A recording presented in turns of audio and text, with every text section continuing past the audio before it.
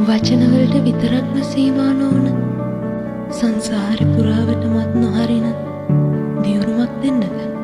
අඳුරු නින්නක එළිය වූ වානුක මට